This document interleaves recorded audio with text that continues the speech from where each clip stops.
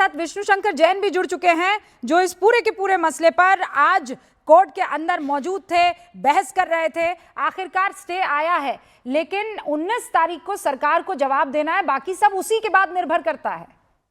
जी देखिए रूबिका जी, आज supreme court ने इस पूरे यूजीसी रेगुलेशंस 2026 का अवलोकन किया और सेक्शन 3C में जो एक्सक्लूड किया गया है कैटेगरी को, उस पहलू को उसको देखा, उसको समझा।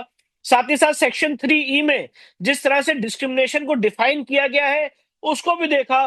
पूरे इस रेगुलेशंस का स्वरूप और संरचना देखी और उसके बाद ऑनरेबल सुप्रीम कोर्ट ने सारे तर्कों को सुनने के बाद ये पाया कि ये सीधे सीधे आर्टिकल 14 का उल्लंघन है, वेगनेस है, यहाँ पे एक्सक्लूजन है।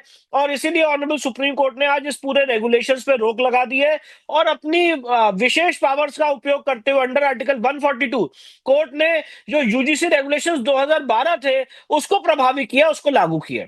तो सरकार की तरफ से, मतलब मैं ये हाइपोथेटिकल है, लेकिन उसके बावजूद बार बार जो हमारे सूत्र बता रहे हैं कि भाई जो संसदीय कमेटी है उसने हमें सजेस्ट किया था, सुप्रीम कोर्ट ने भी अपने आदेश में कहा था वेमुला की हत्या के बाद कि भाई इस तरीके के प्रावधान लाए जाने चाहिए जहां पर यूनिवर्सिटीज में भेदभाव को रोका जा सके, और शायद इसी वजह से हम ये लेकर आए हैं।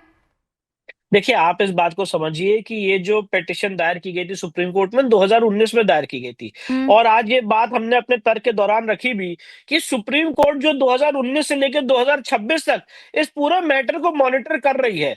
सुप्रीम कोर्ट का कभी भी ये ड्रिफ्ट या ये मकसद नहीं था कि इस तरह का प्रोडक्ट निकल के आए।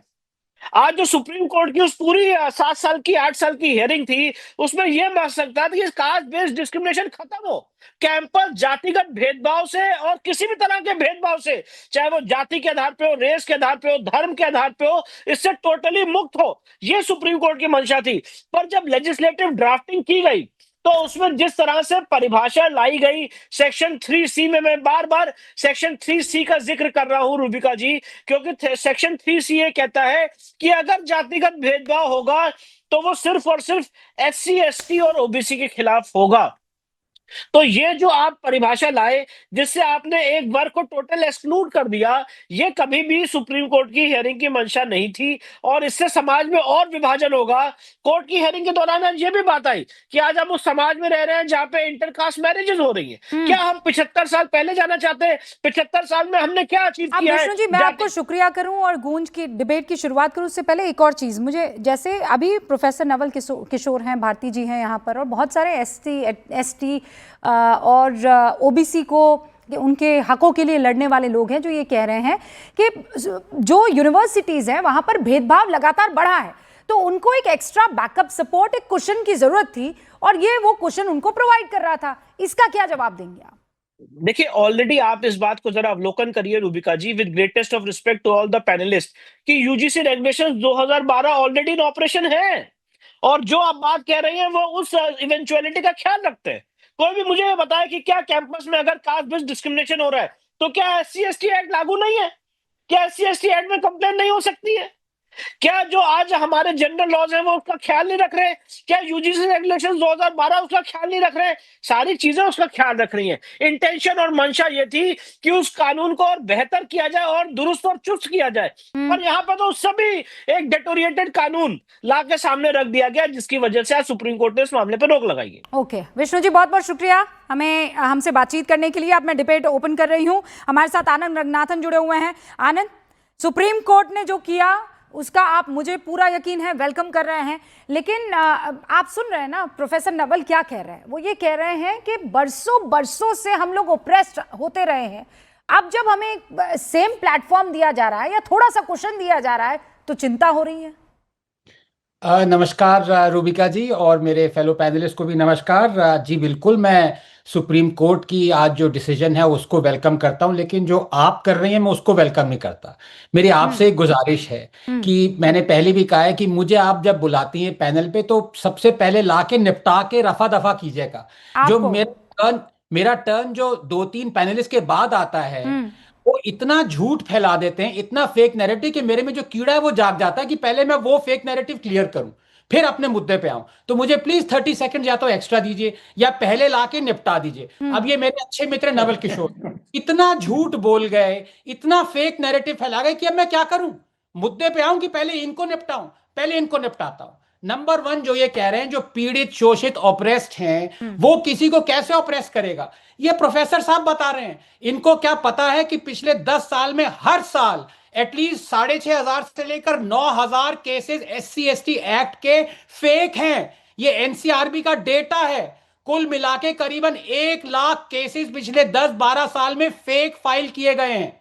ये क्यों फाइल किए गए हैं? इसमें कौन प्रताड़ित हो रहा है? इसकी कोई चिंता है आपको? अगर आप सब लोगों से डिस्क्रिमिनेशन हटाना चाहते हैं तो आप कैसे खुश हो सकते हैं? आप नाच रहे हैं लोगों पे। जो जनरल कैटेगरी के लोगों को प्रताड़ित किया जा रहा है, आपको अंदर खुशी हो रही है क्या? नंबर 2, जो इन्होंने कहा, चलिए वो पॉलिटिशियन है, मैं इनकी बात मान लेता हूं कि ये पॉलिटिशियन ऐसा कहेंगे, कह रहे हैं ऐसे 10-15 साल में मोदी ने ऐसा कुछ नहीं किया जो कि सराहनीय है। तो इनसे पूछिए, जो 110 मिलियन टॉयलेट्स बनाए, शौचालय, वो सराहनीय नहीं है? जो 100 मिलियन गैस कनेक्शन दी, जिसमें से 1/3 जो है वो SC/STs को मिली है, वो सराहनीय नहीं है? ऐसा आप कैसे सोच कैसे सकते हैं? तीसरा, इन्होंने कहा कि 2012 से, वही कह रहा हूं ना, अब सारा टाइम मेरा इसमें चला गया, इसलिए मुझे प्लीज 1 मिनट एक्स्ट्रा दीजिएगा। ये अब आपको 30 सेकंड से आपने 1 मिनट कर दिया है। क्या करूं आपके लिए अब? अलग से कमेटी बनानी पड़ेगी अब मुझे। वो उस पे भी आ रहा हूं मैं। ये 2012 कह रहे हैं कि देखिए उससे 118% एक्स्ट्रा जो केसेस वृद्धि हुई है, इसलिए लाना पड़ा। तो मैं इनसे पूछता हूं कि मेरे भाई, अगर मर्डर केसेस में 110% इंक्रीज हो जाए तो आप क्या नए लॉज लाएंगे? ये आपको लॉजिक कहता है? द पॉइंट इज, ये जो नया लॉ लाया गया है, ये डिस्क्रिमिनेटरी है। अब तो 1 मिनट सुन लीजिए, जवाब ले लीजिए। हाँ हाँ बिल्कुल बिल्कुल। 1 मिनट नवल की, आपने 8 मिनट लिए, मैंने अभी 30 सेकंड लिए, प्लीज।